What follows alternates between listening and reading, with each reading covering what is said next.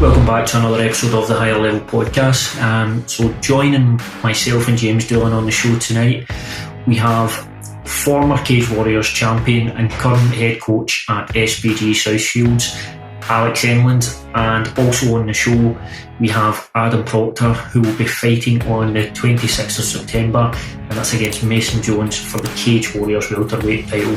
So great show for you tonight, guys. Enjoy.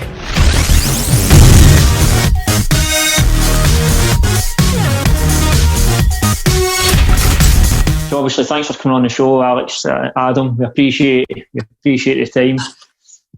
So obviously, we've got you on to talk about a big fight coming up on the 26th of September for the Cage Warriors welterweight title. What's it been like leading up to this one? Obviously, you spent a lot of time. The original opponent was supposed to be Reece McKee, and that obviously changed when Reece moved and signed over at the UFC. How much time had you spent actually preparing for Reece? Spent a fair time. I mean, I watched quite a few of his fights and broke some of them down. Kind of started the right strategies for him throughout lockdown. I think me and Alex talked about it quite a lot. So in terms of preparing for Reece, we did quite a lot for it. Yeah, and that obviously that preparation you had for Reece, obviously you're not fighting him now, but how much does preparing for a guy like Reece, does that benefit and help you improve? And Alex, I'm assuming, do you see those improvements in him when he's preparing for a guy like Reece? And probably that's a body type he will be facing in the future. I think there's no doubt, especially welterweight, Adam would fight somebody who is a long-rangey striker. We brought in a good boxing partner, like sparring partner, and Adam did rounds and rounds with him. And the big benefit with that was I seen Adam's boxing improve dramatically, and also his confidence in his boxing. Like that improved quite a bit after the Santalahati fight, where Adam was forced to use his striking to win the fight. So I would never think of time spent working on stuff for one opponent as time wasted. I think, especially with Adam only being 24, it's any skills gained at this point. In his division, you're not in your prime until you're 30-year-old anyway. So it's just a case of building skills. And I've seen his striking come on leaps and bounds. And a lot of it, I say it again, is confidence in that. I know how good he is. I don't think people have seen that yet. And I think as he gets more confident with it, you're going to see him start putting it on people. Yeah, that's something as well that sometimes I forget, Adam, you're 24 because your name's been spoken about and we've heard about you for quite a long time. So sometimes you actually forget that you're still young and you've still got a lot of time to grow and improve. We had actually been speaking a wee bit, myself and James, before we'd done the show about the matchup with Mason. And I don't think you can get away from it. Obviously, Mason's moving up to welterweight, but I don't think you can get away from the fact that there is going to be a significant size difference in there. And I would assume, Alex, even you as a coach, that you would think is going to play a part in this fight. Yeah, definitely. I think, when we were looking at fights, I think Adam can fight middleweight. I think he's big enough and strong enough and way more skilled than any of the middleweights in the division. And now he's fighting a guy who fights at lightweight. I think Mason could maybe make featherweight. I don't think he's even huge for... If you go by what he's saying he's walking around at, was the same what I walked around at fight at featherweight. Obviously, he's going to be as quick as a lightweight, where welterweight's a little bit slower. I think I don't think there's a disparity in skill set where the size difference has to make a difference, though. I think Adam's better at everything. Obviously, the size advantage, strength advantage is kind of in Adam's corner a little bit. But it's kind of not what we're focused on at all. Yeah. And I guess the other thing as well is you have an experience here. You've held a Cage Warriors title. Adam, I believe you were actually in Alex's corner for that fight. Now, this is something, James, you consciously do, and I'm assuming you've done that as well, Alex. Do you have guys like Adam in the corners specifically because you feel they're going to be in that position down the line? That fight was very deliberate. Adam's also spending so much time together. We're quite close from when he first started training, he was in the gym all the time. So it was also good to have not just a student, but a friend there on that day. But it was also totally deliberate in the sense that Adam's already fought in that arena since that fight. And I imagine, don't want to say this for him, but it made him feel more comfortable when he made that walk at BAMMA, that he'd walked out into the Welterweight arena, which is kind of a home city. But yeah, it was deliberate. I knew if it wasn't the Cage Warriors title, it would be the BAMMA title. There would be a big belt before he goes on to the UFC, and it was deliberate. And Adam got to kind of watch me fight 5 rounds, and now he's going to go and do the same thing in September. Yeah, that's it. And Adam, will come to you on that. Obviously, when you think back to that experience, does that prepare you for now when you're about to make that walk into the Cage Warriors cage for a 5-round title fight? Yeah, I definitely think the experience helps. I think kind of having been there and seen it and being a part of it definitely like gives you a bit of an edge, kind of, and mentally help you prepare yourself for it. Yeah, and James, I'd love you to jump in on this, because obviously we've spoke on many occasions about this exact thing. I think it's important, man.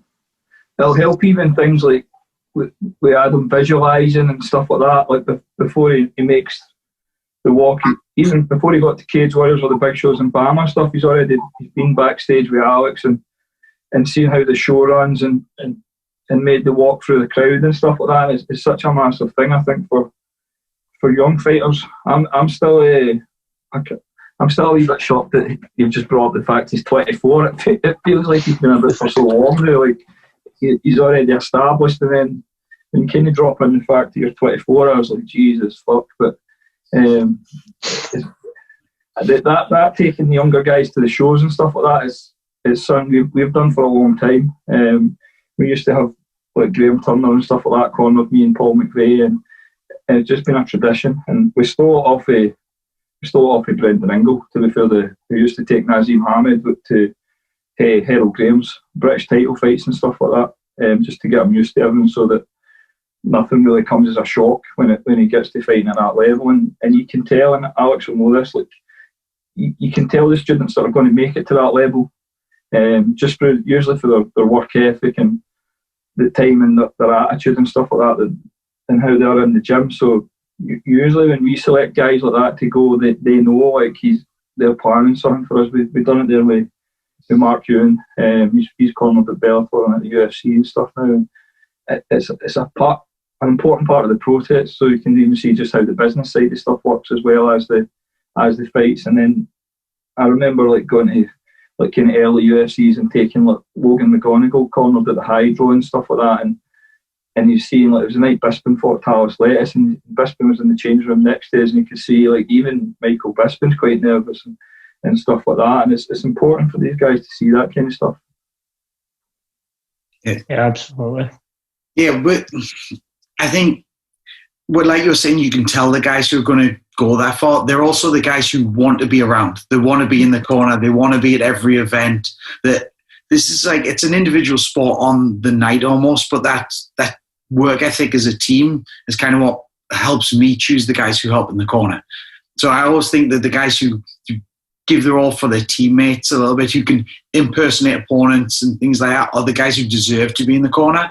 Adam was always like that. If I need, even when he was like 17, 18, if I need him to give me a specific shape or a skill set, he'd be able to give me that in sparring so I could practice. So when there's other young guys we have in the gym, and it's the ones that are consistent, but also the ones that they're really eager for just a little bit more experience, and you can see it in their eyes. There's a few young kids at the minute who are coaching, some of them who haven't fought, and they just want to be around and watch the more advanced guys train, watch privates, and they're the ones who are going to be the next guys who are young and in the corner.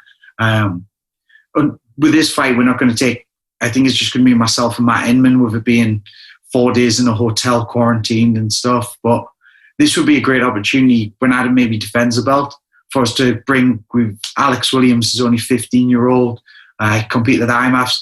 I want to get him in the corner for some of these big fights because he's going to have his own. So yeah, I think it's a big part of the mental development, but also just giving the young guys who they'll put a little bit more in some reward by getting them to be the closest seat to a fight rather than having to buy a ticket and stuff. I think it's nice for them as well.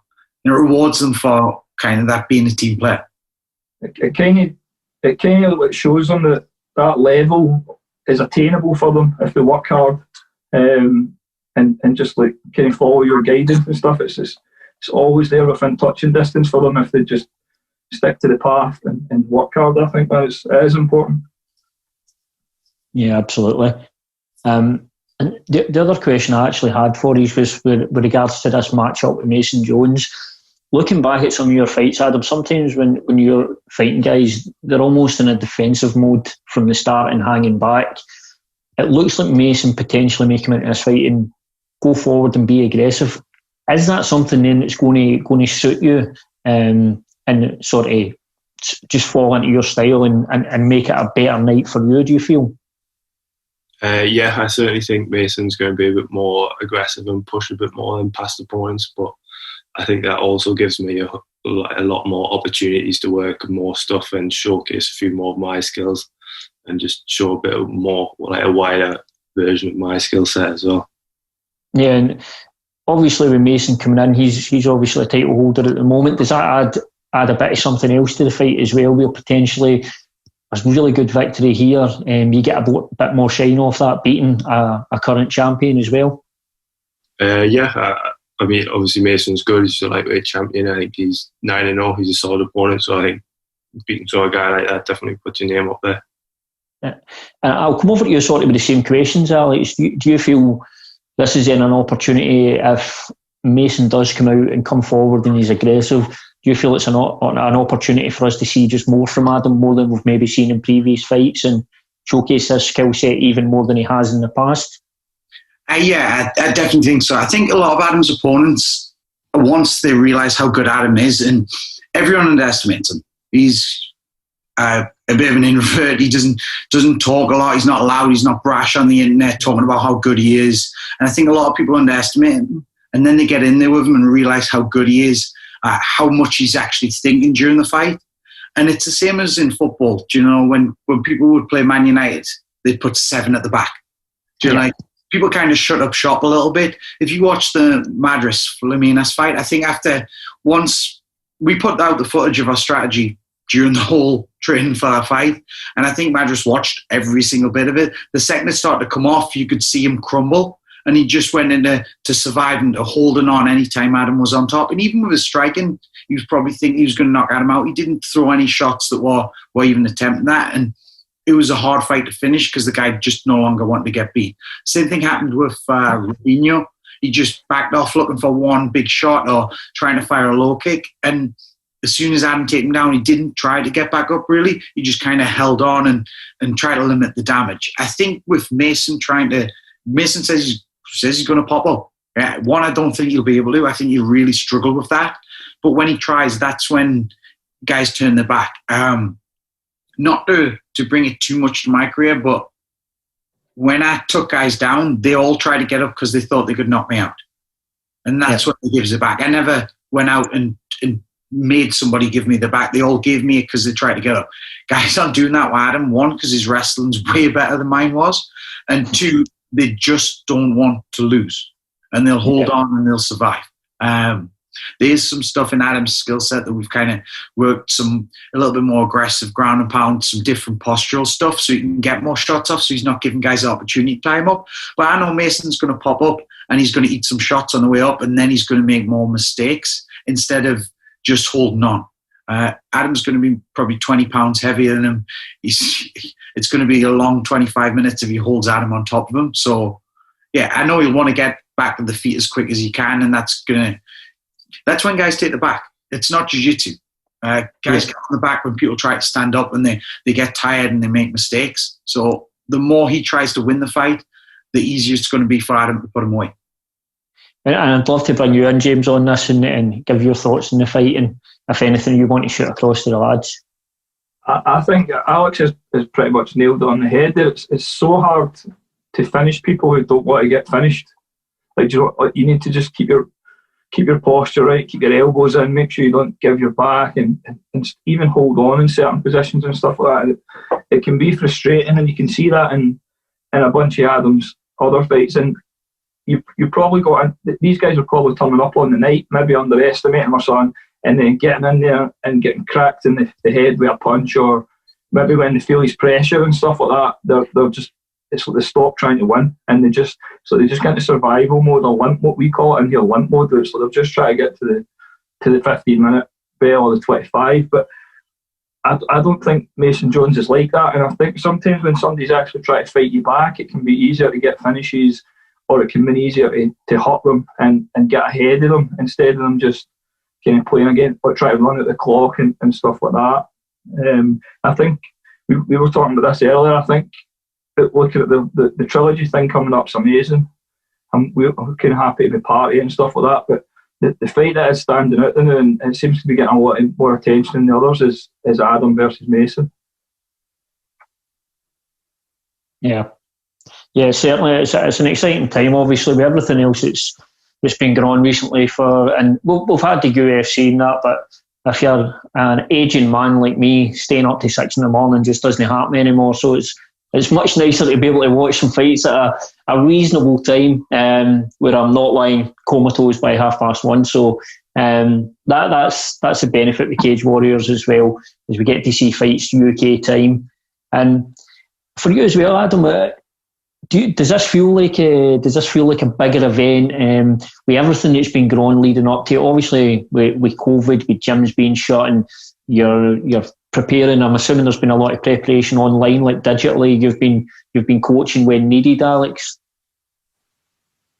I don't think it feels any bigger than normal. I mean, obviously the titles part of it's big, but as an event kind of the trilogy, I don't feel like it's any different to normal. I could feel all my preparation will be the same by then, and then I've been training throughout lockdown consistently through Zoom or through FaceTime with Alex, and then I think when I was meant to fight back in May, I did 5-5 shadow for the belt, or the theoretical belt, in my garden. So I've been keeping on top of everything still. To me, it just feels like normal. Yeah, and you're obviously someone who comes out, and we're seeing a lot of guys coming through now. You don't really speak much about fight camps. You're a fighter 24/7 all year round. So for you, when it comes close to a fight, is it just slight tweaks you're making to your skill set that you've acquired out with camps as such? It's kind of just starts to just become strategies or maybe specific skills for an opponent. But I mean, like you say, it's an all year round thing. It's not just 8 weeks before start training again. Yeah. Alex, for you, how much does it make your job as a coach easier when you've got a guy with Adam's attitude, who's not in between fights ballooning up and not turning up to training? He's here constantly. How much easier does that make your job as a coach? It makes it incredibly easy. The fact I don't have to chase him for anything. He's never been late once ever in the time I've met him. His diet's always spot on. There'll even be times when we'll go for a coffee and I'll try and tease him to have a cake, and he'll not, even though I'm almost giving him permission. He doesn't listen to me for that. He listens to himself, and he's disciplined for him. It's his dream. It's his ambition. So he's not following a diet because I'm telling him to follow a diet. He's doing everything for himself. His conditioning coach is fantastic, and it shows in his improvement in his athleticism. Now, every now and then I'll check on the CCTV at the gym to see what he's doing in those sessions, but there's times when Andy's away and he's in there 6 a.m. before he was going to work on his own. And I think that's been something Adam's done for maybe the last 3 or 4 years, is train at that time before work. And it makes my job just to completely focus on the skill set. When we have an opponent, Adam will do his own notes, he'll do his own studying. It's not like I'm saying, do this, do this, do this. And we kind of work on what we both kind of agree on. And there's sometimes stuff Adam sees that I've missed. And then it's just my job to kind of come up with the drills to make sure we can execute that skill or that opening on the night. He does so much work for himself. Even lately, he's been getting in the gym with him not working and running extra sessions, just one of the other guys, instead of waiting for me to tell him to train. It's I think because I still do so much for him, this is all additional on top of what's an incredible work ethic. And I think Adam's one of the few people who could probably do it on his own, the way people from like mine and James's era, we kind of had to just do a bit of this, a bit of that, find sparring partners. I think Adam could do that for himself. He's just fortunately we have the team we have, and he has the training partners and different coaches. Like Dean Riley did a little bit studying of Adam's opponent, sent over some notes and stuff. That we've got good guys that we network with, and I think that just gives us more and more opportunities to actually be the best at this. Yeah, and I guess as well, and James, I'll let you jump in on this in a moment as well. I guess Adam's an example to the younger guys in the gym, and he's a good example to have around the gym for those younger guys you're speaking about coming through who are 14, 15 and just starting out, maybe haven't fought yet. For me, looking at it, it looks like a perfect kind of role model for these younger kids, because even what Alex was saying about not being like massively outspoken and stuff like that, but they'll see that these kids notice stuff, man. They're not daft. Like they'll see him working, they'll see the extra work, and then you know for a fact they're all sitting and watching them fighting in Cage Warriors and coming up through the rankings and stuff like that. So I think it's an excellent thing to have that as a role model, and not having the guy who disappears after a fight and then phones you and says, "Oh, I've got a fight in 6 weeks. Plan my camp," or do you know what I mean? Like he's living the life, and I think it was always inevitable that when he signed with Cage Warriors, the title fight was always going to come. Like you could tell it was just going to happen, just because you could tell that he's got that quality. And then even with Alex as his coach and the relationship we've got together is special. Not every fighter has got that. And a lot of people don't understand the dynamics of that and how it works. But it was always inevitable that was going to happen. But you still have to put that work in to make that stuff come to fruition. And it's right there now. And I know Alex and that will be planning well beyond, and no disrespect to Cage Warriors, but well beyond the Cage Warriors welterweight title and stuff like that. And these kids in the gym are aware, like the same way you get kids in the gym who are, when Stevie went for Cage Warriors to the UFC and stuff, they would have been 16. They're now like 21, 22 and they're fighting, and it's just that it just sets a blueprint for these kids, and it's a good thing that he is a good role model for these kids as well, because it could be the other way and trash talking and all sorts of other shit, and it's not a good example for kids. Yeah, I don't imagine that's anywhere in your locker, Adam. It doesn't seem like your style at all. You're not going to jump in the mic after Cage Warriors and throw out a big spiel or anything like that, no? No. Is this the side of things as a fighter? Because you obviously need to work hard, you're training, you need to develop yourself. But for a guy like you who looks like he's going very far in the sport, there is this other side of it, and it is this side which only intensifies the further you go in your career. Is that the side you're probably least comfortable with the actual fighting itself and all that, as the media and all that sort of thing? Yeah, I think for me personally, I think media is 10 times harder than fighting or preparing for a fight. Yeah, it's something you see a lot of guys, but I think then ultimately, and Alex, is this something you speak to Adam about, because you probably know where he's going in his career, and you know what the media side and things like that is like. Is it just something like anything else you need to practice and do more interviews and get more comfortable? Yeah, I think Adam's got quite a unique story to tell as well. He just needs to get a little bit more comfortable in front of camera when he does his interviews to tell it. Not many people are doing what he does. Many people are going to do it how he does. Everyone's trying to talk their way to the top. Everyone's trying to get paid immediately instead of just trying to be the best in the sport. I've said this before, that I think if MMA was an Olympic sport, Adam wouldn't be a professional now, he'd be trying to be an Olympian. Yeah. Like, I really believe that, just because he is an elite level sportsman. He's not a prize fighter. That's not why he's in there. He's in here to get to the top of the sport, and that's the UFC title. The media side obviously comes with it. I think Adam, he's quite quiet. There's times we'll go for a coffee and I'll kind of talk, and he'll just nod his head at everything I say, and I could talk absolutely BS, and agree and nod his head, and they think he's an idiot. But I'm trying to get, the more time he spends on camera and the less I kind of talk for him, because I feel quite like I'm a bit the opposite. I'm a bit of an extrovert. I'll talk to anyone. I'll talk for days if you give me the chance, and especially when it's about the sport, about the development of the sport, about promotions and stuff. I kind of I love this. So I also think that if you watch my early Cage Warriors interviews, I was like, fighting with a fight and then shake, and afterwards, this camera on my face, this is the worst bit. And I think Adam will get used to that, and I think you'll get better and better, and eventually his story will come out. And yeah, I think once he gets comfortable, I think he is a role model, and he's someone a lot of people can look up to, and they probably don't even realize why until that kind of happens for him. Well, it's we won't try and push you with that one, Adam. It's obviously we'll look forward to when that does come out. And in terms of fighters themselves, Adam, what guys do you look at? Guys that are veterans in the sport. What guys do you look at and you look up to?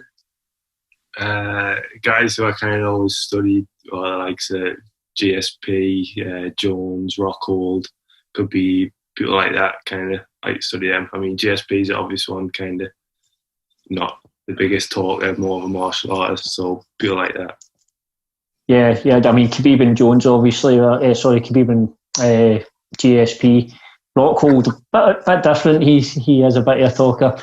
Well, listen, we won't take up too much more of your time, and unless you want to jump in, James, if you've got anything else you want to add. And I just right back at the start when we're talking about the Jones match, and Alex has mentioned that Adam could probably fight in middleweight. Would that be something?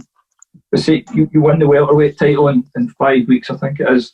But jumping up to middleweight, are you going to be keeping an eye on the middleweight title as well, and maybe jump up and do the whole champ thing as well? Would that be something you'd be interested in? I think your skill set up there would cause massive problems, because no disrespect to the guys up there, but they're nowhere near your level of skill set. And if you can match him physically, then it makes sense for you to go up there and take that second belt. It's something I've thought about. I'll let Alex talk about it. So Adam's weight cuts for welterweight were hard. They were really hard for a long time. His last fight was the easiest weight cut he's had. He worked with a nutritionist, despite being strict on his diet, just getting that. He's not one of these guys who begs for everything for free either. He paid a nutritionist to do his nutrition. Obviously, Cage Warriors don't pay the same as some of the bigger promotions, so he's given out a big chunk of his purse to a nutritionist to help him, and the weight cut was nice and easy. So that made me think maybe not middleweight. But I don't think the guys are anywhere near as good as him, and it's still an option. Like Adam's 195 pounds, he's 10 pounds off middleweight. It's not. Some of the guys are massive, but the guys who are massive aren't good. Yeah. He's sparring and wrestling with light heavyweights and heavyweights and handle himself. Every person's fought, even when he fought Nathan Jones, straight away in the interview after, he was like, he was really strong. And he was saying that if he'd got tired, he doesn't get tired. But Nathan Jones was complaining about his strength. Men were complaining about his strength when he was still a boy. So I don't think middleweight's a problem. The whole champ thing, I think people are after it because Conor did it. And I think it's good and I think it's important. But I also would like I never got to defend the Cage Warriors belt. That's something I'd like to see Adam do. We might even have to defend it 3 times before the UFC come in, but that doesn't really matter. That would be another huge achievement. If he was to go up and then they need the guy at middleweight, that would be an option. The reason we mostly considered it was the Cage Warriors welterweight divisions never had like a solid champion who's defended. We had Ross was the champion, then there was an interim title, and then that wasn't getting fought for. And then Adam was meant to fight Alex Lahore, who wouldn't take the fight unless it was for another interim title. The picture's kind of been muddled a little bit. It's why I was looking forward to the McKee fight, because it was legitimately the best 2 guys. Same as Houston Dalby was two of the best guys in the division. Right now, McKee and Adam were the best 2. They'd kind of fizzled everybody out, and that would have been a great fight. Mason Jones stepping up's equally a great fight. The thing is, after Adam beats Mason Jones, if they couldn't get a welterweight in for Adam to fight for the belt and they've brought up a lightweight, I know Mason says he was asking for the fight, who are they going to give us for defenses? So maybe middleweight will be an option then.